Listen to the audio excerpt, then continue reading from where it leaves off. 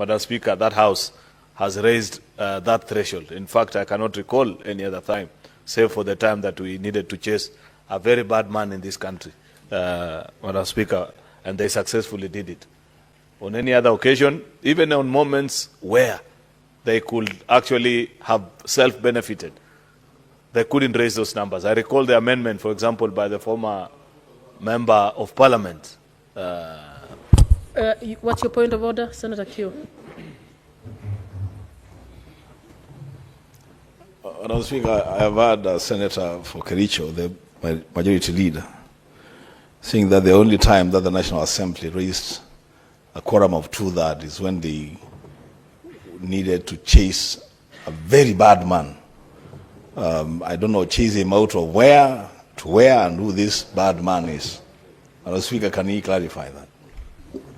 Senator Majority Leader, can you substantiate Madam your Speaker, allegations? I've just come back from Kitui County, his home county, this morning. I was in Kitui East. Order, Senator Q. Now, can you listen to the substantiation? A place called, I think, Nzesu or something like that. Zombe, thank you for reminding me. And when I asked the people whether we made the right decision, they unilaterally told me that it was the right decision to kick out Rigathi Gachagua out of the position of Deputy President because his conduct was unbecoming. That was in Kitui, where Senator Wambua comes from, not any other part of the country. So if Senator Wambua needed to know who that bad man was, I have told him. So back... Proceed, Senator ML. Thank you, Madam Speaker. Madam Speaker, I don't know what Senator Wambua wants to say. If he wants to do a public participation on whether that decision was right, he should go back to the same people that I asked this morning. Senator Kinyua, what is your point of order? Speaker, ni kinaya kwa kiongozi wa wengi kusema ya kwamba bunge la kitaifa kuhusu mjadala anayoleta hapa, bunge la kitaifa halisikizi, hawasikizi chochote na ni watu ambao si wazuri wasikizi seneti hii. Alafu hatimaye anatuambia wao ndio walifukuza mtu mbaya. Kwa hivyo bwana Speaker, nasema ni kinaya. Senator Kinyua, is it a point of order or are you just making a statement? What is your issue? Kweli kabisa bwana Speaker. Hakuna hoja ya nidhamu kwa yale maneno ambayo amesema Speaker. Nafikiri amechangia tu mjadala. Senator ML, proceed with the debate, please. Thank you, Madam Speaker, for protecting me from the frivolous points of orders from my colleagues who don't want me to engage in this debate, Madam Speaker. But I'll tread with caution now so that I don't get interrupted while executing a very important mandate. I appreciate that Senator Okongo Mogeni, Senator Kisang have taken to the floor this early to convince the House, and I've listened to them. I listened to Senator Mogeni, and even when I was having tea while Senator Kisang was speaking, the reason I had tea, Senator Wambua, is that I was not served any ndengu in Kitui. Therefore, I arrived in the House very hungry. But I still listened. I still listened to Senator Mogeni moving the amendment. Madam Speaker, you point of is it a point of clarification? Senator ML, do you want to be informed? Why is Senator Wambua restless? Could it be because the people of Kitui welcome me so well this morning? Senator ML, do you want to sit down? Okay, Senator Wambua, quickly.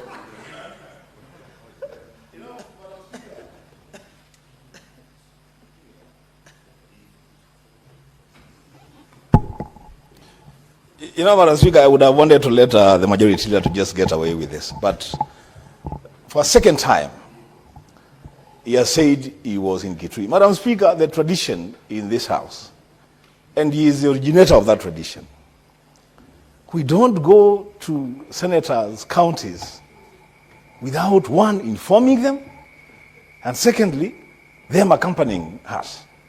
Madam Speaker, is he breaking a tradition that he himself has set? If he had gone with me, definitely, he would have been served some dengue. But you went now, I don't know who you went with, what was he even doing in Kitui without my presence, Madam Speaker. Can you tell us why he sneaked into Kitui, Madam Speaker? Senator Wambua, the Speaker is constrained to rule on customs that are not in the standing order. But ML has had, and I hope behind the tent, ML will do what is necessary. Thank you, Madam Speaker, for protecting me once again this afternoon, Madam Speaker. But I had a very good time in Kitui. That's all I wish to say at this point. Therefore, Madam Speaker, this amendment, the amendment that is being canvassed by our colleagues, I'll speak to it at the end of my conversation, but I first want to focus on the importance of this exercise that we are doing. It should never be lost on us, Madam Speaker, that it is without debate in our country that devolution is the greatest gift the people of Kenya ever bequeathed themselves after independence. And in the same constitution, the 2010 constitution, Madam Speaker, Senate was granted the powers to protect and ensure that we defend counties and their interests. That's a correct wording as per the constitution.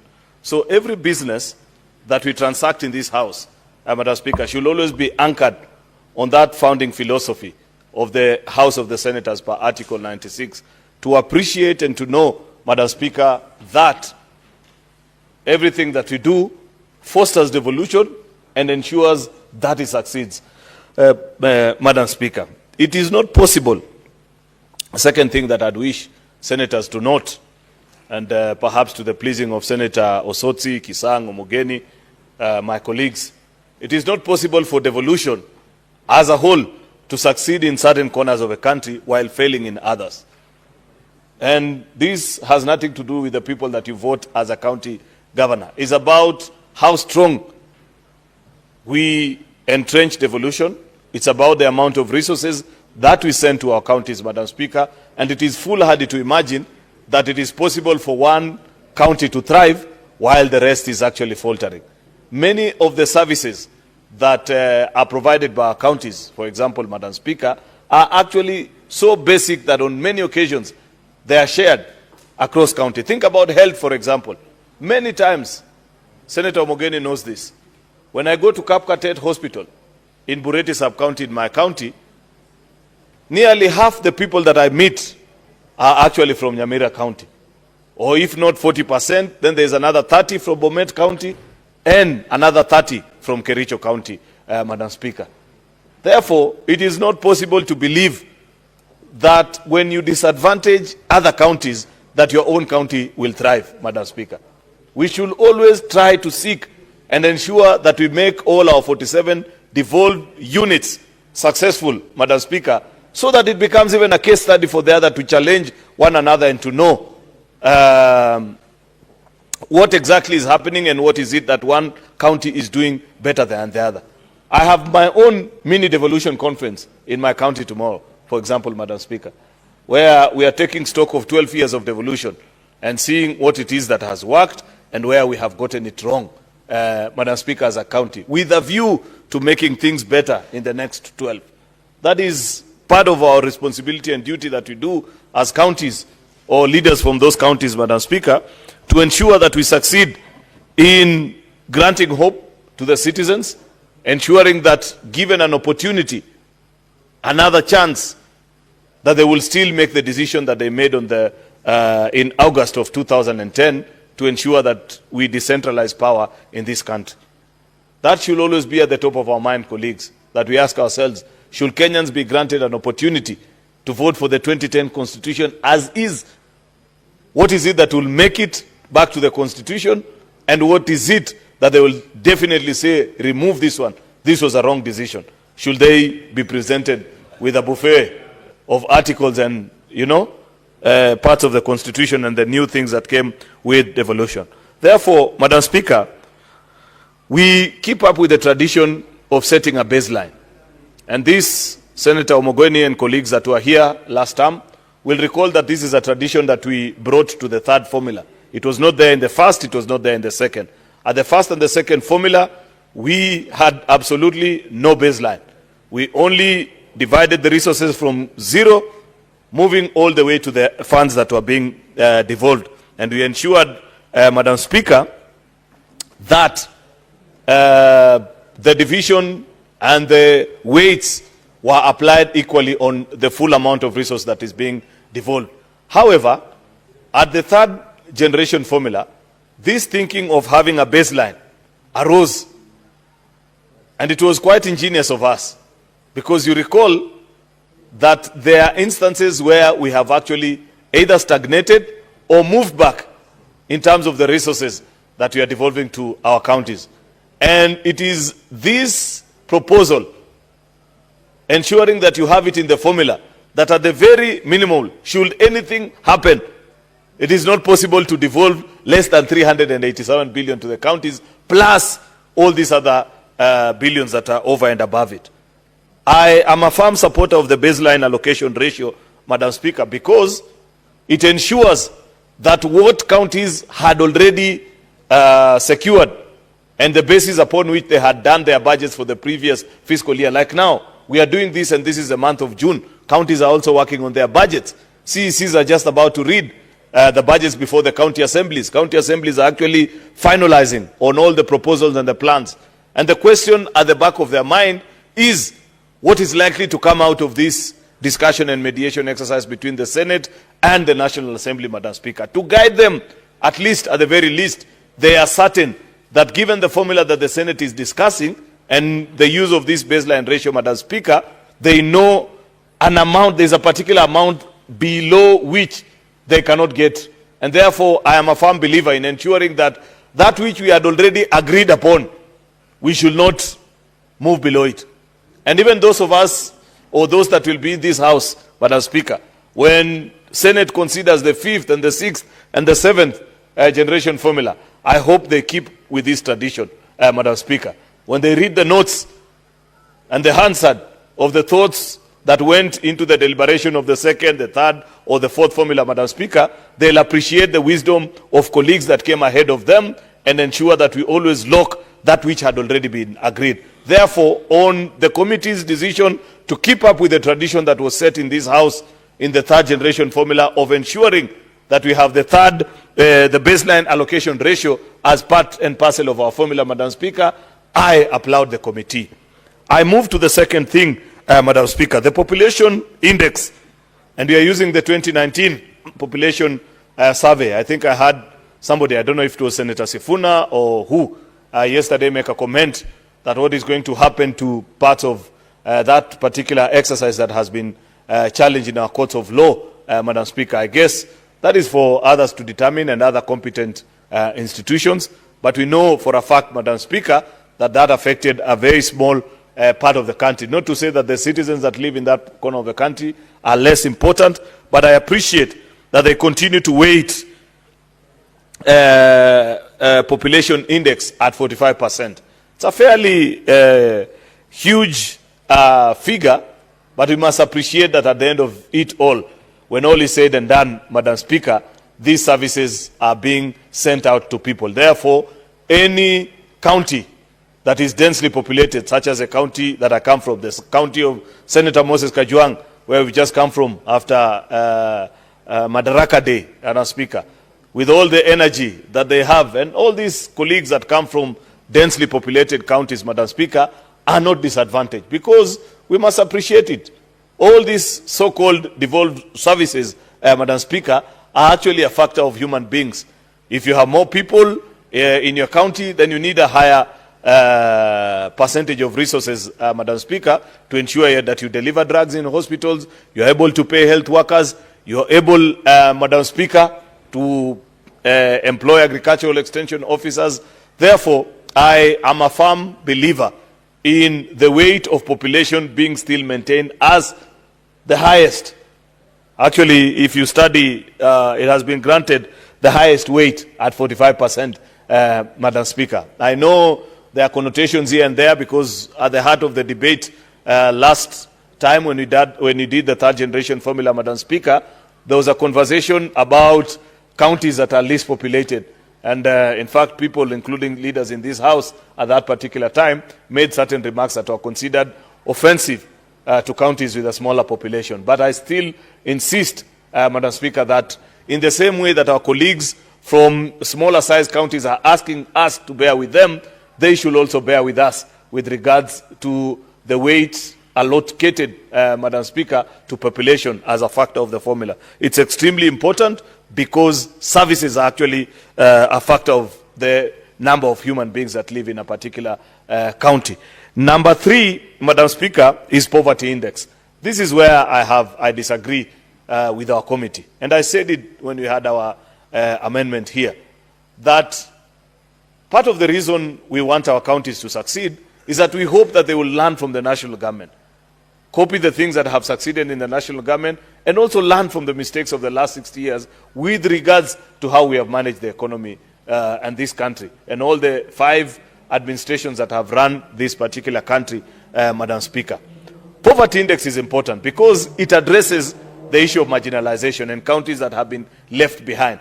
But let's face it, 15 years into the devolution cycle, we should begin to motivate counties actually to be inculcators or hubs of growth, Madam Speaker, where counties that we notice good fiscal effort that eventually translates to growth, Madam Speaker, there should be a percentage of it going to reward. Actually, when we had our breakfast meeting with CRA last time, Senator Moses Kajwang, if you recall, there was a big debate that you are rewarding actually bad habits. And they argued and said it is through disenfranchisement and decisions that have been made over the last 50 years. And we said, okay, that's fine. If you want to give the weight of poverty index at 18%, at least shave 2 or 3% to motivate counties that are doing better, so that they earn from a kitty, and knowing that if your fiscal prudence is worth being emulated by other counties, Madam Speaker, you should be rewarded. Fiscal discipline, Madam Speaker, is the number one thing, the number one threat actually of our county governments and the success of devolution. So long as a county government continues to spend more than half of their resources in paying salaries, Madam Speaker, they will continue to score high on the poverty index. Then you want us to weight them and grant them this amount of resources, Madam Speaker? I disagree with the committee. And I had hoped that Senator Omogeni and our colleagues that are moving us to make an amendment, that as you urge us to consider that at least you will factor the decisions and the thoughts that had gone yesterday during the Kamkunji, where colleagues were saying, at least let us find a way of rewarding good governance practice in this formula. The same way CRA had proposed to us in the 3rd generation formula. Fiscal effort was being rewarded. Counties that get good certification out of audit reports, Madam Speaker, were being rewarded because you are actually encouraging counties to grow. Counties that meet their targets on on-source revenue, Madam Speaker. Counties that budget and maintain a balanced budget. Counties that observe, Madam Speaker, their pending bills and ensure that they are within the reach and they are manageable to levels that are prudent, Madam Speaker, are the counties that in the next 5 to 10 years you will begin to see growth. The county gross domestic product of those counties will begin to edge over others. It will be possible for the people of Siaya to see the difference with the people of Homa Bay, for the people of Bomet to see the difference with the people of Kericho, based on the decision they have made the last 20 years or so, Madam Speaker. If we don't motivate our counties and set the criteria upon which, Madam Speaker, we reward county governments that perform better, then we are being unfair to the country, Madam Speaker. That is a mistake that was made. We are actually in a World Bank program. Many times we come to this house, Madam Speaker, Senator Omogeni is pleading to inform me. I do not mind, Madam Speaker. Senator, well, you need to speak, to ask for the opportunity, and then you are granted, isn't it? Yeah, sorry, I just wanted to inform my majority leader. The point is making about rewarding counties that experience fiscal responsibility, that in India, 2.5% is reserved for that effort. So I just wanted him to note that there is a jurisdiction called India that gives a lot of regard to fiscal responsibility. They actually call it fiscal responsibility and the tax effort, yes, meaning on source revenue. So I fully agree with you. Very very good information which you need to use, Senator Omogeni, because you are the owner of this amended motion. Shave this poverty index from the proposed, what is it? What is the percentage? I'm trying to, 12%. Let us have it at 9 or 10. CRA had proposed 3% to us. We didn't agree with them last time, but I believe, colleagues, that we must reward good behavior in our counties. I want to plead with each one of you that let us find a percentage, and we could even borrow from the guidance of CRA from the third generation formula of ensuring that our counties and county governments that manage their resources better are encouraged. Because I was speaking to the point, Madam Speaker, that we are in a World Bank and all these IMF programs, they are telling us, fiscal consolidation. They are telling us reduce corruption. That's why they want us to pass conflict of interest bill. They are saying consolidate this or the other. But at the heart of that conversation, the most important thing that they keep on informing us, Madam Speaker, is that keep your eyes on growth. If growth becomes your primary target, it answers all these challenges.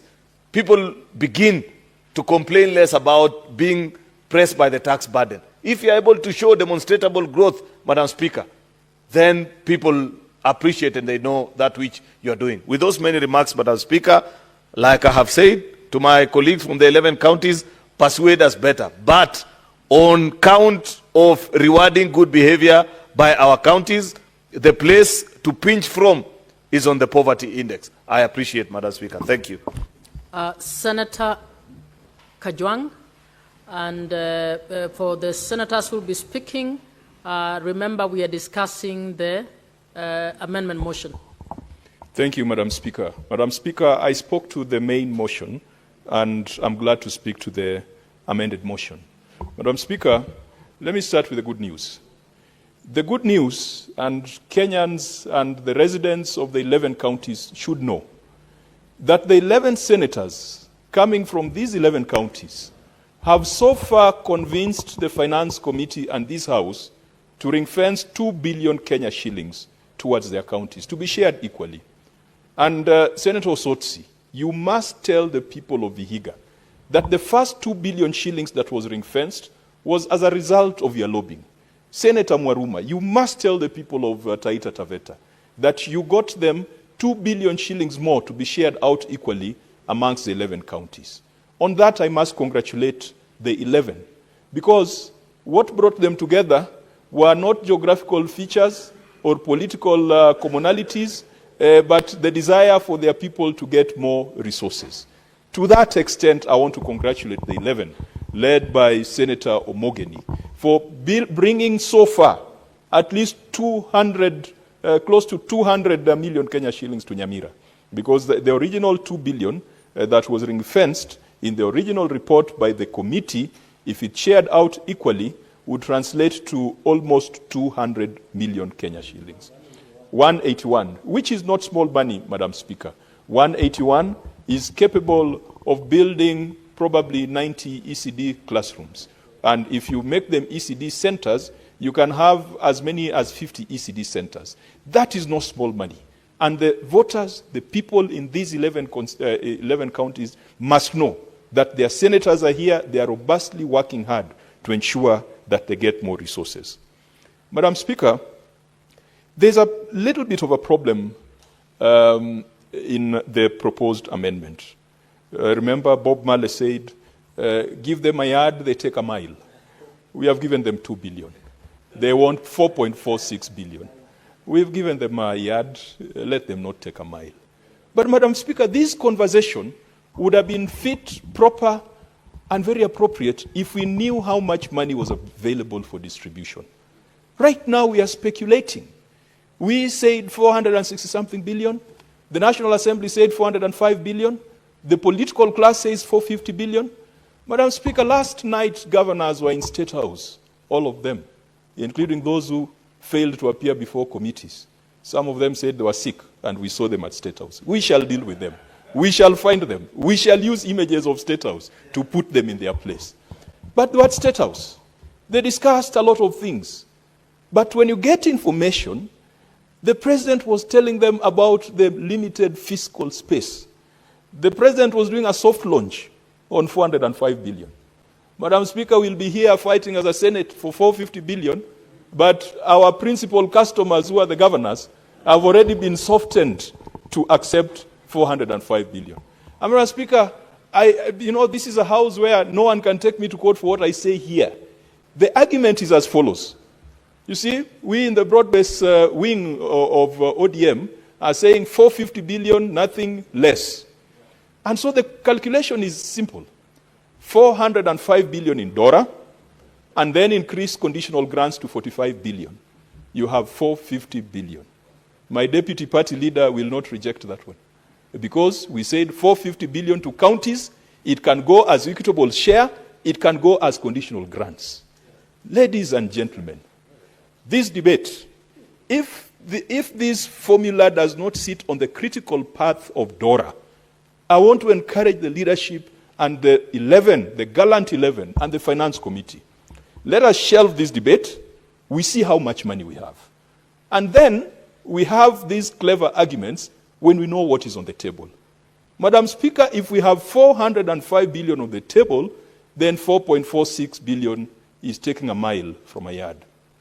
If we had 450 billion, then we don't even need to ring fence, because automatically all of us are going to benefit. It would be like a rising tide that lifts all boats. Everyone is going to get more than 6 billion Kenya shillings. Madam Speaker, I believe this is a premature debate, and if we are going to commit ourselves today, then even us from the other 36 counties will be asked why we were not as gluttonous as Senator Mwaruma, why we didn't fight for our counties to get more. But for our counties to get more, it means other counties are getting less. And that is not the concept of equity that this House is out to advance.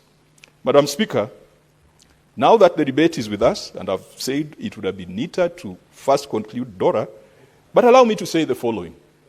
The money that goes to counties is not just the equitable share that we appropriate or we approve through DORA. We also have the additional allocations that we send to counties. And Madam Speaker, what we must fight for as a House is realization of the constitutional rights and entitlements of local communities and counties, for example, Kwale and Taita Taveta. Mineral royalties. Kwale was supposed to get close to 1.7 billion, or maybe 1.2 billion Kenya shillings from mineral royalties. Every Kenyan knows that Base Titanium has been digging titanium from Kwale and sending to China or to other markets or to Australia, wherever it is. Kwale has never received a cent out of mineral royalties. Taita Taveta, Madam Speaker, has a lot of critical minerals in the soil. We should be pushing for realization of that revenue rather than fighting over whether to ring-fence 2 billion or 4 billion. Madam Speaker, we should also be looking at on-source revenue. One of my best counties in terms of fiscal responsibility is a county represented by Senator Kinyua. And Madam Speaker, out of Laikipia, we have seen some good success stories. I hope it will be sustainable. And I hope when Governor Kinyua takes over, he will sustain the momentum that past governors have put in place. Laikipia has an on-source revenue of 1 billion Kenya shillings. 1 billion Kenya shillings. And they're calling themselves a small county. Why are you calling yourself a small county if you can generate 1 billion Kenya shillings in on-source revenue a year? The same as Homa Bay, the mighty Homa Bay. Madam Speaker, so why would we say that we need these counties to get 6 billion when Laikipia is already having 6 billion? One of the most creative proposals that came to this House was a proposal for an infrastructure bond that was brought by Laikipia. They had figured out the projects they wanted to do, they knew how much it was going to cost, and they knew how they were going to finance it, because they had on-source revenue of about 1 billion. So they could focus in the future that given 4 or 5 years, they could go to the markets and borrow 5 billion or 10 billion Kenya shillings, and they knew how they were going to repay it. Those are the avenues we should be encouraging these counties to pursue. Madam Speaker, I feel very pained on behalf of Senator Omogeni. Already he has convinced us to ring-fence 2 billion. Already. 187 million is going to Nyamira. Whether they have 2 assemblies or 3 assemblies. Already he has convinced us. Whether the governor has a degree or not. Already he has convinced us. Whether the governor is doing a good job or not already has convinced us. But Senator Mogeni, I would be very hesitant to give you a further 200 million shillings. For it to be spent by two assemblies, some sitting under a tree and another one sitting in somebody's residence. Madam Speaker, I will not accept. Senator ML, what's your point of order? Nyamira is my neighboring county, just same as Homa Bay. We share a border.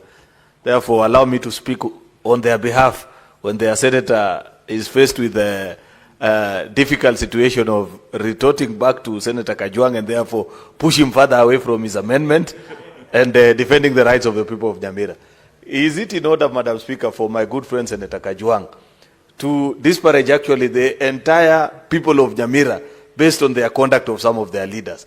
We have been in this house, Madam Speaker, when there have been bad habits, including from Homa Bay County. They used to have a governor who, when it came for time to appear before PAC, Madam Speaker, he will put on some specs and says he's not seeing the figures well, Madam Speaker. That never, even with that, Madam Speaker, we never denied Homa Bay funds, Madam Speaker. So I want to plead with Senator Kajwang that he can pursue his point without having to disparage an entire county, Madam Speaker. I thank you.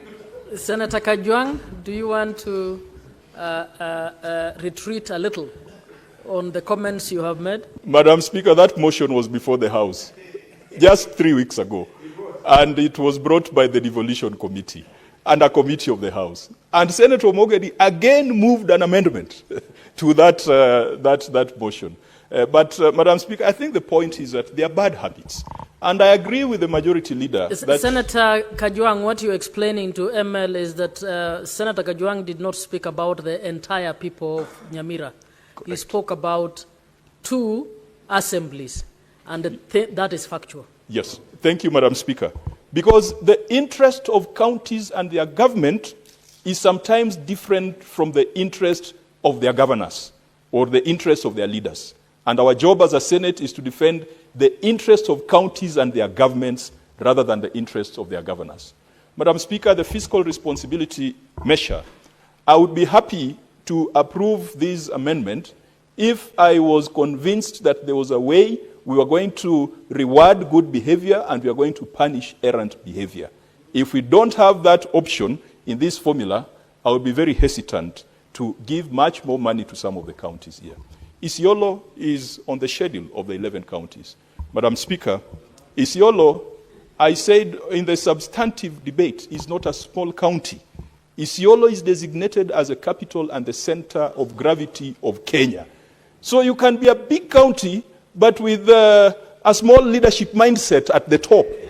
And that's what makes you look like a small county. And Madam Speaker, I would be very hesitant that if a county like Laikipia, which I've described to be very fiscally responsible, was to get 400 million more out of this formula, that even the irresponsible ones will be getting the same amount, unless we had a formula for differentiation. Madam Speaker, we must increase the pie, because if it's 405 billion, then we will be confirming to those who think that the Senate is also playing small. We have the opportunity, we have the